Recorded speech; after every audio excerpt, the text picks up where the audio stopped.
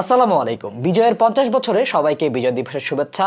আমার পছন্দের একটা ব্র্যান্ড iFi অডিও, সো তাদের অনেকগুলো ড্যাক অ্যাম্প আমাদের রিভিউ করার সৌভাগ্য হয়েছে। আমি পার্সোনালি iFi অডিওর ইউজার ছিলাম, বাট আজকে আমাদের রিভিউ টেবিলের বিষয় হচ্ছে iFi Go Blu। তারা রিসেন্টলি এই ব্লুটুথ ড্যাক ডঙ্গল কিংবা টাইপ সি থেকে টাইপ সি থেকে লাইটনিং ড্যাক ডঙ্গল মার্কেটে পা দিয়েছে এবং তাদের $200 প্রোডাক্ট, যেটা কারেন্টলি গিয়ার্স ফর ইয়ার্সে উইথ 1 বছরের অফিসিয়াল ওয়ারেন্টি, আই থিঙ্ক 17 থেকে 18,000 টাকার মধ্যে সেল হচ্ছে। So this is the device iFi Go Blu। So আমরা চেষ্টা করবো একটা $200 ড্যাক ডঙ্গল বা ব্লুটুথ অডিও ডিভাইস থেকে আসলে কীরকম পারফরমেন্স পাওয়া যায়, এটা আসলে ভালো বা মন্দ, বা বাজারে এর অল্টারনেটিভ কী আছে সে জিনিসগুলো নিয়ে আলোচনা করা। তো যারা আমাদের চ্যানেলটিকে এখনো সাবস্ক্রাইব করেনি তারা অবশ্যই সাবস্ক্রাইব করে নেবেন, এবং যারা আমাদের ফেসবুক গ্রুপ অথবা ফেসবুক পেজে জয়েন করেন নাই তারা অবশ্যই জয়েন করে নেবেন।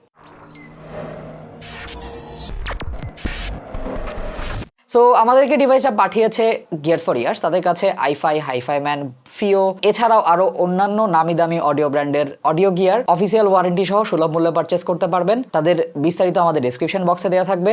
iFi অডিওর সব রকম অডিও গিয়ার পেয়ে যাবেন with official warranty. iFi Go Bluর প্রাইস 17 থেকে 18,000 টাকা।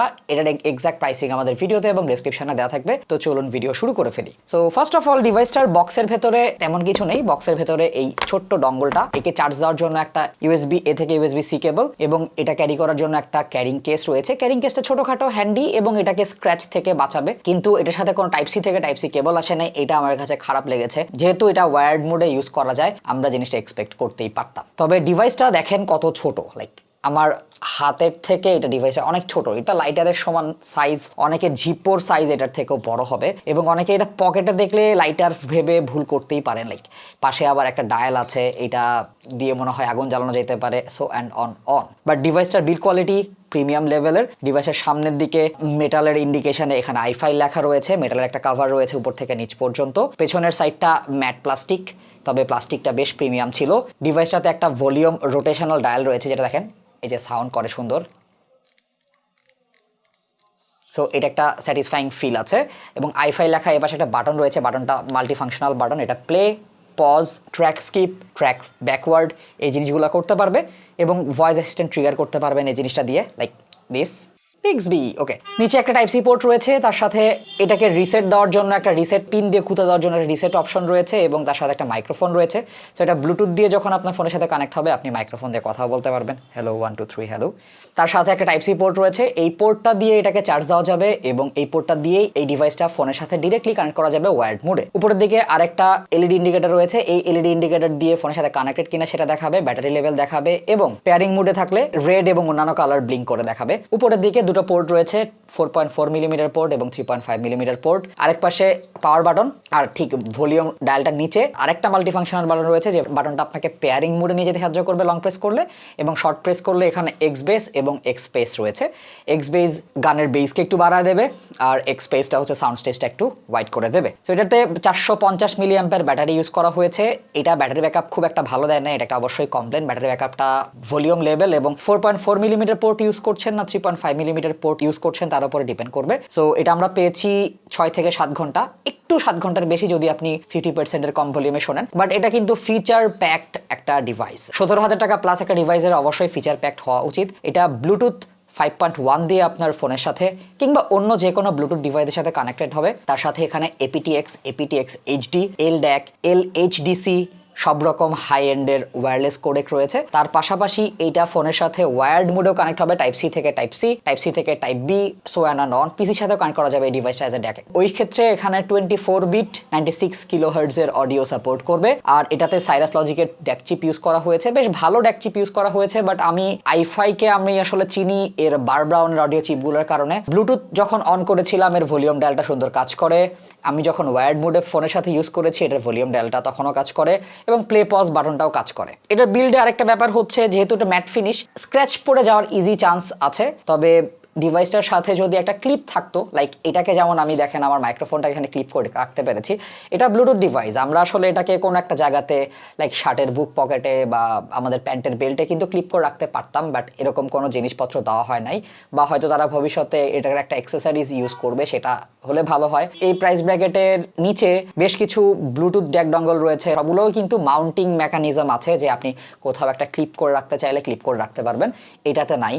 সো এটা একটা ডিসঅ্যাডভান্টেজ। এই ডিভাইসটা প্রচুর পাওয়ারফুল একটা ডিভাইস, ছোট্ট একটা ম্যাচ বক্সের সমান এই ডিভাইস কিন্তু এত পাওয়ার ডেলিভারি করতে পারবে এটা আমি এক্সপেক্ট করি নাই। এটার ব্যালান্সড মোডে লাইক 4.4 মিলিমিটার পোর্টে 245 মিলিওয়াট পার চ্যানেল আউটপুট দিতে পারে 32 ওম লোডে, আর সিঙ্গেল এন্ডেডে 165 মিলিওয়াট পার চ্যানেল আউটপুট দিতে পারে, এটাও 32 ওম লোডে। পাওয়ারের দিক থেকে এটা কোনো কমতি নেই, এই পাওয়ারের কারণে জিনিসটাতে আসলে ব্যাটারি ব্যাকআপটা আমরা কম পেয়েছি। আর ডিভাইসটা অনেক ছোট, এই ছোট ডিভাইসটা মাত্র 26 গ্রাম, একটা জিপোর্ট থেকে ওইটার ওয়েট কম। সমস্যা হচ্ছে এটা ওয়্যার্ড মোডে কোনো ডিএসডি সাপোর্ট নেই। এই প্রাইসের একটা ডিভাইসে ডিএসডি সাপোর্টটা দরকার ছিল।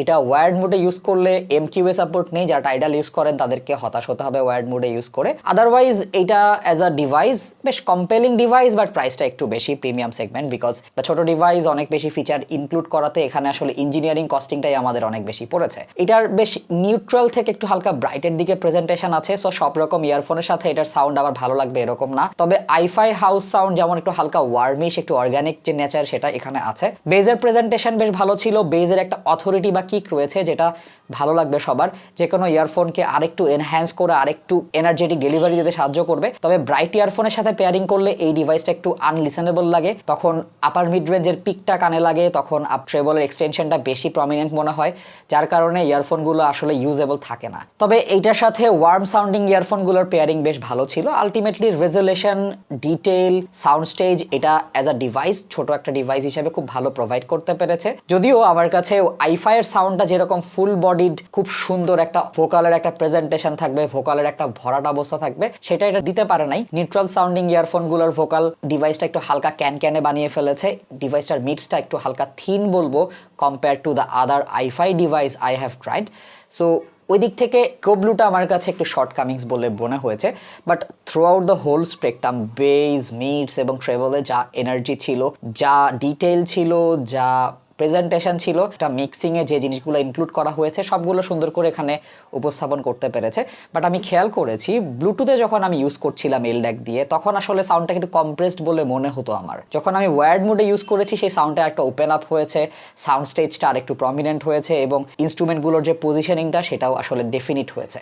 সো এটা ওয়্যার্ড মোডে বেশি ভালো পারফর্ম করে ওয়্যারলেস মোডের থেকে। এবার বাজারে আসলে কম্পিটিশনে BTR5 এইটার থেকে বেশ কম দামে পাওয়া যায়। So BTR5 is a like better value for money option. কম্পিটিশনে UP5 আছে, so it's facing a hard time to keep up. But then again এইটার সাউন্ড আসলে রেফারেন্স টাইপের, যারা মিক্সিংয়ের প্রবলেমগুলো খুঁজে বের করতে চান, যারা একদম ছোট্ট একটা ডিভাইসে আইফাইয়ের মতো কোম্পানির প্রমিস চান, তাদের জন্য হয়তো এটা পারচেস করা ওর্দি ডিসিশন হবে। But for me, for my use case, আমার কাছে এটা লাইক 4 আউট অফ 5 বলে মনে হয়েছে সাউন্ডের দিক থেকে এবং টেকনিক্যালিটিসের দিক থেকে।